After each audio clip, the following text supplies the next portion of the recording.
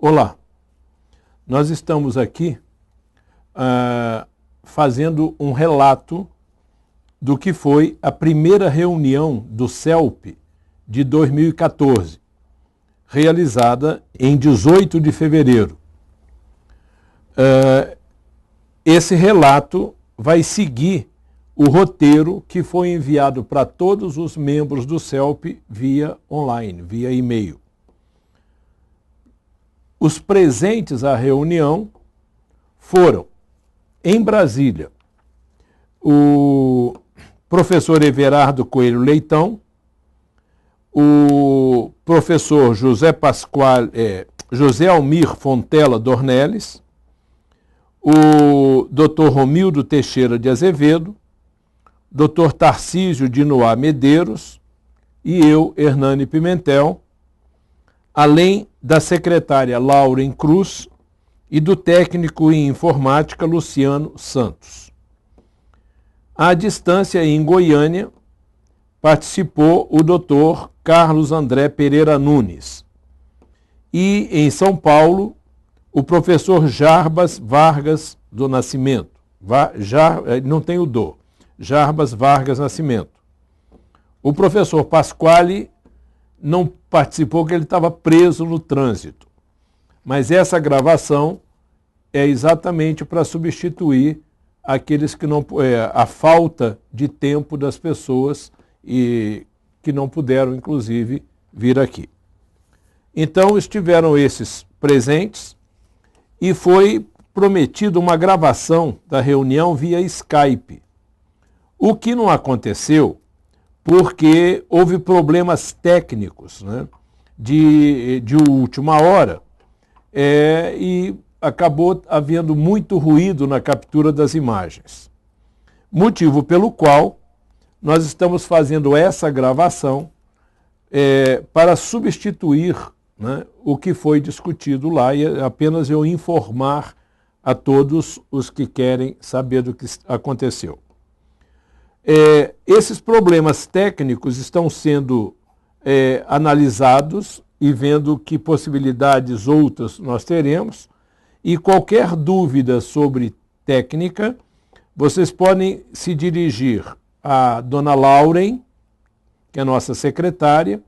O e-mail dela é secretaria.presidencia@grupoep.com.br grupoep.com.br ou ao técnico de informática, cujo e-mail é luciano.santos@vestcom.com.br, que os senhores já devem ter nas correspondências que foram enviadas. Bom, em primeiro lugar, a gente relembrou a importância do CELP no momento em que o Brasil precisa aprimorar a sua educação e nós queremos contribuir no que se refere à língua portuguesa. Então, num primeiro momento, o objetivo é a simplificação das regras ortográficas. O critério é buscar menos regras e exceções e maior abrangência. Então, o sistema que tiver menos regras e exceções e tiver maior abrangência, possivelmente será o mais adequado à economia que se precisa ter na educação e na eficiência que ela também precisa apresentar. A estratégia. Nós vamos buscar o máximo de conquista, mas para poder, se for necessário, ceder alguma coisa. A motivação desse trabalho é a consciência da importância social e do consequente desenvolvimento cultural e econômico dos países envolvidos. Bom, primeiro, mostrar a todos as ações diuturnas do CELP e cada membro pode sugerir e executar aquilo que for da sua expertise. As ações corriqueiras nossas: produção de artigos para a imprensa, respostas a críticas que são mandadas por escrito, análise e postagem de opiniões no site, respostas e esclarecimentos a perguntas e críticas no site, redação de circulares, informativos e convites para site e seguidores, para imprensa, para legisladores, magistrados e gestores públicos, para faculdades, escolas, professores e alunos, para academias de letras, para associações de classe, como associações de professores, de linguistas, de pedagogos, de alunos, os diretórios acadêmicos, criação de chamadas e pílulas escritas e faladas para as redes sociais, criação de camisetas e campanhas, organização e promoção de reuniões e eventos. Repetimos, cada membro pode sugerir e executar aquilo que for da sua especialização, o que estiver mais fácil para ele fazer. Visto isso, nós mostramos uma matéria que saiu no jornal É o País, é um jornal da Argentina, mas que entrou agora no Brasil e tem editoria em São Paulo. Nós fomos procurados pela editoria para dar uma entrevista e fomos depois surpreendidos com uma matéria que muito entristece.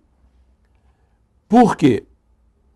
Primeiro, a matéria foi escrita por quem não entende de ortografia, não entende de gramática, mistura conceitos.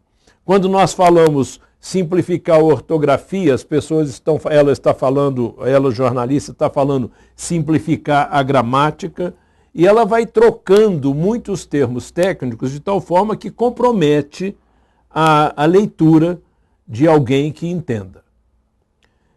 Enviamos uma carta à jornalista e, a rigor, a resposta é que não dá para fazer as modificações agora, que fique para uma outra oportunidade, onde eles poderão nos chamar para uma outra entrevista, etc. Que agora a gente vai querer responder por escrito.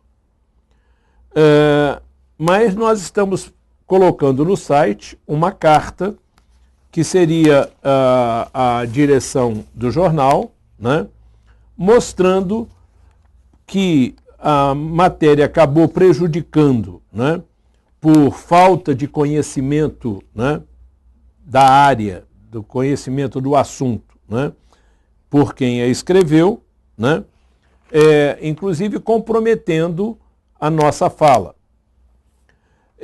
E depois, a matéria também mostra duas críticas ao que nós falamos na simplificação da ortografia. Uma das críticas é do professor Fiorin. Quando nós estamos dizendo que o ensino da ortografia gasta 400 horas e com a simplificação ortográfica pode gastar 150 horas, e há muitas possibilidades de simplificar, existe aqui. Mas essa conta feita por Pimentel é alvo de severas críticas.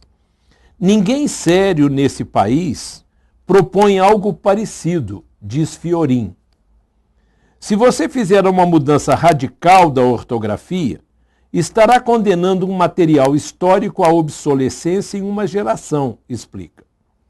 O editor da revista Língua Portuguesa, Luiz Costa, concorda, já foram investidos muitos recursos numa mudança ortográfica nacional. Ainda que não seja perfeita, seria desperdiçar todo esse esforço, diz Costa. De acordo com o Ministério da Educação, entre 2008 e 2012, foram gastos mais de 2,2 bilhões de reais para atualização de obras didáticas. Quanto a essas críticas, a gente quer mostrar outro lado, que na nossa carta, tanto a matéria quanto a nossa carta estão disponíveis no site simplificandoaortografia.com. A matéria é matéria do jornal É o País e o título é Reforma Ortográfica causa polêmica antes de se tornar oficial. Bom, na nossa resposta, nós dissemos o seguinte. Primeiro mostramos que houve uma série de erros e deturpações do que a gente falou e mostramos uma resposta às críticas feitas. Uma é o seguinte: quanto às palavras atribuídas a Fiorin, é importante comentá-las. A expressão "ninguém sério nesse país propõe algo parecido" parece ter nascido de um momento infeliz do autor, porque não passa de uma frase de efeito, eivada de subjetividade, pois o emissor se presume conhecedor de todas as pessoas sérias deste país. Também embebida de algum preconceito, porque dá a entender que seriedade não existe em quem pensa diferente dele. Além de exalar certo irracionalismo prepotente, que às vezes caracteriza temperamentos impositores e dogmáticos, que me recuso a ver naquele professor. Quanto ao argumento de que, se você fizer uma mudança radical da ortografia, estará condenando um material histórico à obsolescência em uma geração, reflete um modo de pensar arcaico e em descompasso com o mundo contemporâneo e a realidade do século XXI. Como me debruço sobre esse assunto há muito tempo, em todas as minhas palestras esse argumento tem sido facilmente derrubado, já que não passa de mito e dogma. Uma dessas palestras foi proferida na USP, Maria Antônia, à qual, infelizmente, não estiveram presentes o professor Fiorin e seus alunos. Mas, supondo-o consciente da importância do debate aberto na educação, espero que, para enriquecimento do alunado, promova um outro encontro sobre esse tema, ao qual desde já me proponho comparecer, se convidado, evidentemente. Agora, quanto à crítica do Luiz Costa, do grande amigo Luiz Costa. Depois dessa resposta, nós já conversamos, né, e nos entendemos. O artigo continua. O editor da revista Língua Portuguesa, Luiz Costa, concorda. Já foram investidos muitos recursos numa mudança ortográfica nacional, ainda que não seja perfeita. Ponto. Ainda que não seja perfeita, seria desperdiçar todo esse esforço. De acordo com o MEC, entre 2008 e 2012 foram gastos 2,2 bilhões de reais para a atualização de obras didáticas. Esse argumento, extremamente utilizado, não resiste a uma análise mais detalhada. Está apenas refletindo uma visão.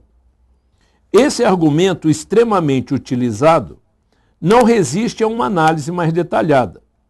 Está apenas refletindo uma visão monetarista do ensino. Só se preocupa com o dinheiro, deixando de lado o mais importante, que é a avaliação do benefício. É aí que a tragédia se mostra. Todo esse dinheiro para nenhum professor e nenhum aluno ser capaz de dizer: eu sei ortografia. Dadas tantas incoerências, contradições e exceções, denunciadoras de improvisações e falta de objetividade científica nas atuais regras ortográficas. Isso sim é um prejuízo. 2 bilhões em 4 anos para nenhum resultado. Mas um prejuízo ainda pequeno, se considerarmos que De 2008 a 2013, conforme se deduz de dados do Censo Escolar 2012, MEC e INEP, mais de 13 bilhões foram gastos em aulas de ortografia. Repetimos, para ninguém, objetivamente ninguém, saber escrever. A verdade é que se essas regras ortográficas tivessem sido simplificadas, já teríamos economizado só em aulas de ortografia 8 bilhões de reais. Para o alunado ser muitíssimo mais eficiente em ortografia e o professorado também. Sem levar em consideração que essas aulas todas que se deixam de usar na ortografia poderiam ser utilizadas na produção de textos, na leitura, intelecção, interpretação de textos, né? Pois bem, isso mostra que esse assunto merece muito mais atenção e visão crítica por parte da imprensa e dos professores. E é para isso que estamos sempre à disposição. Pois bem, essa resposta ainda não foi enviada, tá? E nós estamos aguardando sugestões dos senhores, né? Eu vou esperar mais uma semana e vamos reunir as sugestões para poder colocar na carta. Bom, o que acontece é que, de repente, saiu na imprensa informações sobre esse aspecto econômico. Então, por exemplo, o Diário de Notícias, né, faz uma matéria muito interessante, o ensino do português e o acordo ortográfico, né? Mas o importante é que esta argumentação de natureza econômica já está repercutindo na imprensa. Nós recebemos agora, ontem e anteontem, né, e está no site também do Simplificando a Ortografia, uma informação que saiu no Diário do Comércio, no Diário Comércio e Indústria, né? Numa coluna chamada Plano de Voo, da jornalista Liliana Lavorati. Fala aqui, reforma ortográfica. O professor Hernani Pimentel, presidente do Centro de Estudos Linguísticos da Língua Portuguesa, afirma que cerca de 8 bilhões teriam sido poupados em horas-aula, caso as regras ortográficas tivessem sido simplificadas em 2008. Né? E também no Jornal do Comércio, na coluna Observador de Afonso Ritter, também sai referência a isso. Inflação ortográfica, né? Dizendo que já aparece o argumento de que 8 bilhões já teriam sido economizados só em horas-aula, se a simplificação tivesse sido posta em andamento. Tivemos também notícia de ter saído um artigo cujo título diz a simplificação da ortografia já poderia ter custeado, né, todos os estádios da Copa. Né? Então as coisas estão começando a aparecer. Não é opinião nossa, que eu acho que ela deveria ter custeado um aperfeiçoamento da educação. Mas, de qualquer forma, é bom que todos os membros do CELP saibam dessas argumentações e nós vamos lançar um artigo com vários outros argumentos de caráter econômico. E vamos também postar no site Simplificando a Ortografia. Bom, um outro assunto o que nós discutimos seria uma carta à Universidade Lusófona. É importante dizer que quando o professor Pasquale e eu estivemos em Portugal, representando a Comissão de Educação do Senado Brasileiro, nós fomos recebidos na presidência e na reitoria da Universidade Lusófona. E essa universidade é estratégica para nós, porque ela tem campi em 6 dos 8 países signatários. E ela se propôs a ajudar nesse trabalho nosso de pesquisa sobre a simplificação da ortografia. Qual que é esse trabalho, né?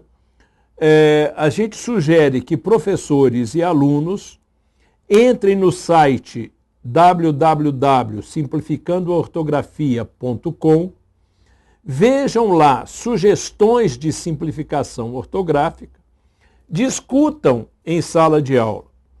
E o professor que discutir em uma sala, ele faz um relatório e manda para o site, para o Simplificando Ortografia, e também os alunos fazem um relatório e mandam. É importante um relatório do professor e um relatório do aluno por sala, né? Então, a Universidade Lusófona se propôs a ter professores, né, nos seus 6 campi, fazendo esse trabalho, o que nos ajuda, porque nos seus 6 campi não, nos seus campi de 6 países, o que já amplia o nosso trabalho.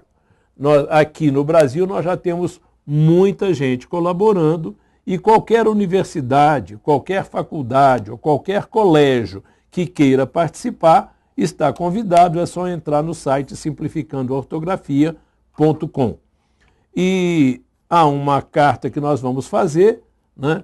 Já encaminhei a alguns que pediram para poder sugerir, né? E se outros quiserem, é só passar um e-mail que a gente encaminha também. Vou esperar uma semana também antes de enviar a carta para a Universidade Lusófona, lembrando e apresentando os detalhes do trabalho. A seguir, né, nós tratamos de falar sobre a necessidade de a gente criar uma circular. Quem quiser pode fazer a sua circular, o seu modelo, e mandar para a gente. Ou para professores, ou para alunos, né? Uma circular para testarem sugestões e relatarem o resultado com base no simplificandoortografia.com.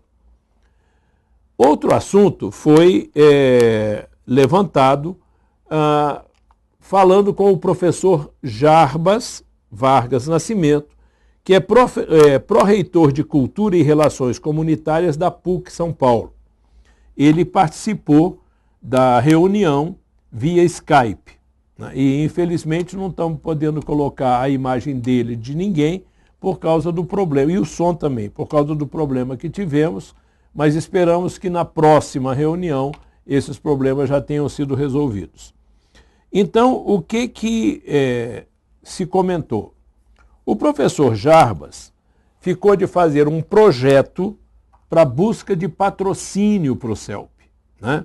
Então ele vai conversar com a professora Maria Luísa Ortiz Alvarez, que é membro do CELP, doutora em Linguística Aplicada e diretora do Instituto de Letras da Universidade de Brasília, né? Ele vai formular esse projeto de busca de patrocínio, né? E também vai discutir com ela o que ele já definiu fazer isso lá na PUC São Paulo, que é o incentivo aos seus orientandos, né, a produzirem trabalhos científicos, levantando as temáticas do nosso Simplificando Ortografia. Esses trabalhos científicos serão publicados, né? Poderão ser publicados em conjunto entre a PUC e outras universidades, né, que queiram participar também, e se for preciso, nós já temos também ajuda de patrocínio para essa publicação. Bom, esse foi um resumo de tudo que nós conversamos e discutimos, né? O que finalmente a gente também informou é que o grupo de trabalho técnico que foi criado pela Comissão de Educação do Senado Federal, né, que é constituído pelo professor Pasquale e por mim, ele, primeiro, ele conseguiu já esse apoio da lusófona, né? E nós temos que buscar mais pelo menos um professor de cada país, né? Para poder fazer parte desse trabalho de discussão, né? A partir das propostas que o CELP vai apresentar. Bom, qualquer um dos senhores que conheça professores de língua portuguesa ou de pedagogia, né, em língua portuguesa, que esteja em qualquer dos países signatários, né, pode colocá-los em contato conosco, que a gente pode conversar com eles para eles se engajarem, né? E outra coisa, nós vamos buscar também contato, né, e apoio em Angola, Moçambique, né, buscar apoio nas lideranças políticas, né, que possam estar abertas a ajudar a melhorar a educação brasileira de uma maneira objetiva, né? E também nós vamos trabalhar com o sistema de comunicação internacional do próprio Senado. Vamos poder ter conversas, né, ligando os 8 países, né, fazendo reuniões e debates com os 8 países. Esse foi um resumo do que aconteceu. Peço desculpas, né, pelos defeitos, né, mas o nosso forte realmente não é tecnologia, mas com certeza já outros membros já estão colocando a sua equipe técnica também para conversar com a nossa, para poder resolver esse problema. E esperamos que na próxima reunião a gente volte a se ver, mas a todos juntos.